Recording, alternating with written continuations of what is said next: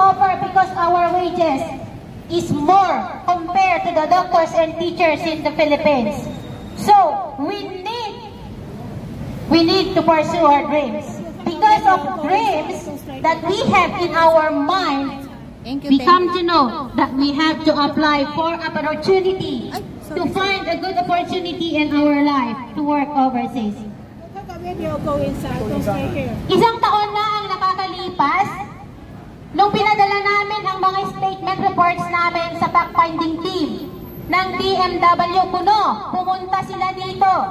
Nagpadala ang DMW ng fact-finding team. Dalawa sila na pumunta noong August 13 dito sa Philippine Consulate.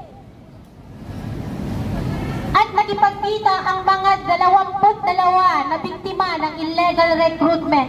Puno, tinanggap nila ang mga statement reports, evidences, mga clips, mga pictures, pero hanggang ngayon, hindi malinaw kung nasaan ang mga ebidensya ng mga biktima. Sinasabi ng DMW na hindi nila jurisdiction ang pangyayaring biktima na ginawa ni Prisca Niña Mabatid at ang kanyang partner at lover na si Atty. Rosmark Gamalio ng PCBC Opportunities Abroad. Sinamantala at pinagloloko kami at naningil sila ng kabuuan ng 18,731 Hong Kong dollar as a professional fee. Hindi lang sila naawa. We are a domestic helper and supposed to be this money is for our children. But what did they do? They just keep on their pocket. But they did not process our papers to go to Canada. They just used the fund of the money, but they did not give us. But instead, they countersue us. They send us a demand letter and give us the subpoena. And they are sending letters to our family to frighten us. They are threatening us, our family, and our work here in Hong Kong. Through the help of my Mission for Migrant Workers, ang kaso na po ay nasa police district na. Pero hanggang ngayon, wala pang resulta. Dahil ang bagal ng aksyon ng Department of Migrant Workers sa Pilipinas, nakarating na din ang kaso sa Senado at pinamunuan ni Chairman Senator Rapi Tulfo. Pero hanggang ngayon, hindi pa po lumalabas ang resulta dahil po sa korupsyon. Dr. Man, Engineer Man, Teacher Man, we are forced to work as a domestic helper because being a domestic helper has a lot to offer because our wages is more compared to the doctors and teachers in the Philippines. So, we need to pursue our dreams. Because of dreams that we have in our mind, we come to know that we have to apply for an opportunity to find a good opportunity in our life to work overseas. Isang taon na ang nakakalipas nung pinadala namin ang mga statement reports namin sa fact-finding team ng DMW Puno. Pumunta sila dito. Nagpadala ang DMW ng fact-finding team. Dalawa sila na pumunta noong August 13 dito sa Philippine Consulate. At nakipagkita ang mga 22 na biktima ng illegal recruitment. Puno, tinanggap nila ang mga statement reports, evidences, mga clips, mga pictures, pero hanggang ngayon, hindi malinaw kung nasaan ang mga ebidensya ng mga biktima. Sinasabi ng DMW na hindi nila jurisdiction ang pangyayaring biktima na ginawa ni Prisca Niña Mabatid at ang kanyang partner at lover na si Atty. Rosmark Gamalio ng PCBC Opportunities Abroad. Sinamantala at pinagloloko kami at naningil sila ng kabuuan ng 18,731 Hong Kong dollar as a professional fee. Hindi lang sila naawa. We are a domestic helper and supposed to be this money is for our children. But what did they do? They just keep on their pocket. But they did not process our papers to go to Canada. They just used the fund of the money, but they did not gave us. But instead, they countersue us. They send us a demand letter and give us the subpoena. And they are sending letters to our family to frighten us. They are threatening us, our family, and our work here in Hong Kong. Through the help of my Mission for Migrant Workers, ang kaso na po ay nasa police district na. Pero hanggang ngayon, wala pang resulta. Dahil ang bagal ng aksyon ng Department of Migrant Workers sa Pilipinas, nakarating na din ang kaso sa Senado at pinamunuan ni Chairman Senator Rapi Tulfo. Pero hanggang ngayon, hindi pa po lumalabas ang resulta dahil po sa korupsyon na trabaho dito sa ibang bansa bilang domestic helper.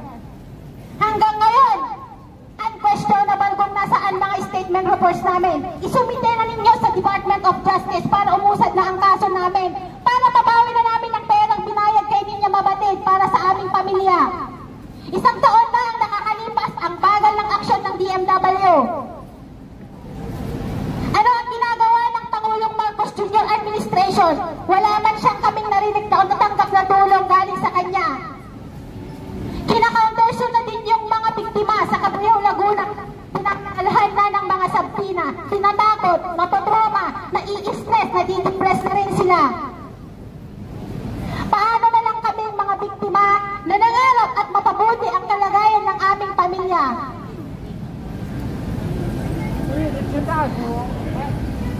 Address ko po sa Pangulo natin, Ferdinand Marcos Jr., na tulungan kaming makamit ang hustisyang mga biktima at maibalik na ang perang binayad namin na inutang pa sa bangko hanggang ngayon. Nag-i-interest pa, isang taon na nakakalipas. At paurusahan sa ilalim ng batas ang mga akusado ni Priska Ninya Mabatid, Attorney Camalo at kanyang mga kasapakat na nanluloko at nananamantala sa mga kapwa Pilipino. Mabuhay ang migranteng manggagawa! Stop illegal recruitment! Stop illegal recruitment! Stop human trafficking! Stop human trafficking! Maraming salamat po. Panagutin, Ninya Mabatid! Panagutin! Maraming salamat sa iyo kasamang Cherry at talaga namang ramdam na ramdam. Sino pa naman ang isang biktima dyan ay hindi mo mararamdaman talaga. Talaga naman lalaban ka. Abo, you're so easy!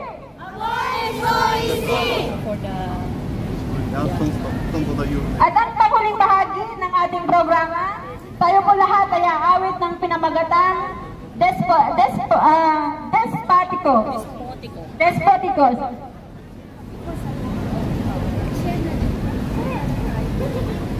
Ivy. Yes.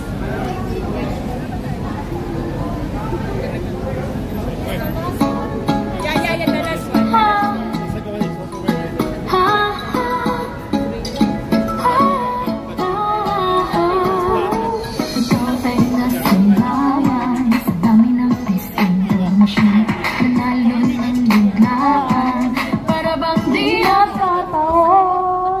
Ito nga ba yung tadhana? Mga kaban ng bayan, nakala long grip of your hand. I can feel you holding my world. Ano ba itong nadarama? Oceans ko yung may pahirap na. Unity bang pinagahan? Cause boy, it feels not good. Bawat ano ay di masaya. At wala nanalo ka. Malala ang pangangamba nang kayo'y pangulo na. Buhay ang carol and I'm with you. Pamilyang despotiko, makulong na sana yun. Pamilyang despotiko, despotiko, despotiko. Pamilyang despotiko, despotiko, despotiko. Gobyernong despotiko. Hagad na ng buhay, knowledge and believing.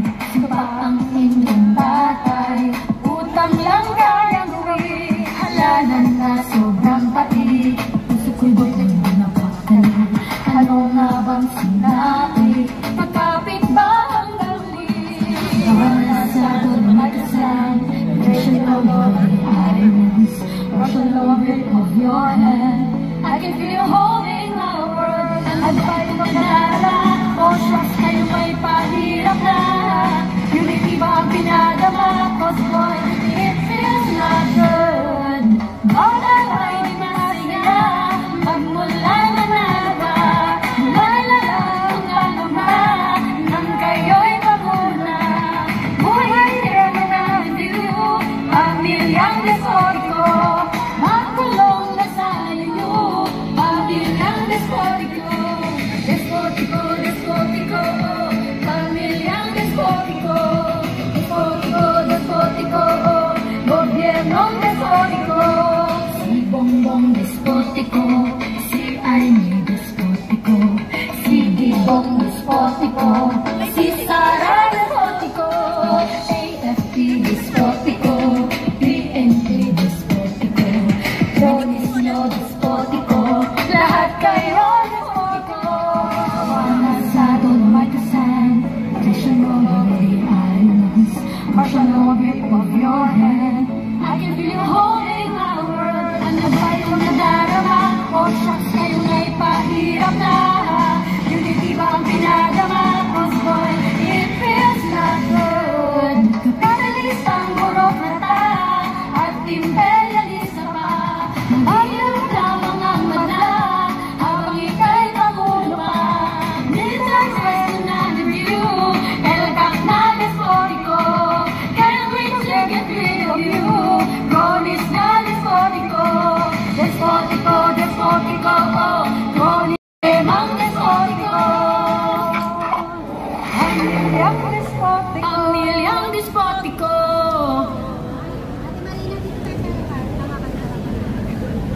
Kaya sa bagong Pilipinas, natiling mahirap ang kalagayan ng mga OFW.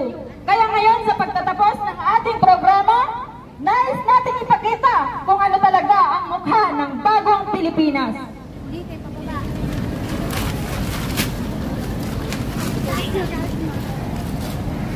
Illegal recruitment and trafficking, state exception, no to compulsory insurance, mababang sahod, mataas na presyo ng bilihin. Sa bagong Pilipinas, walang pagbabago sa buhay ng OFW at mamamayang Pilipino. Maraming salamat sa ating lahat.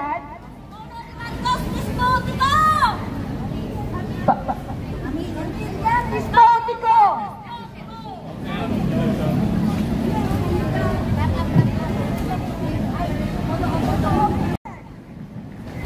Mababang sahod, mataas na presyo ng bilihin. Sa bagong Pilipinas, walang pagbabago sa buhay ng OFW at mamamayang Pilipino. Maraming salamat sa ating lahat.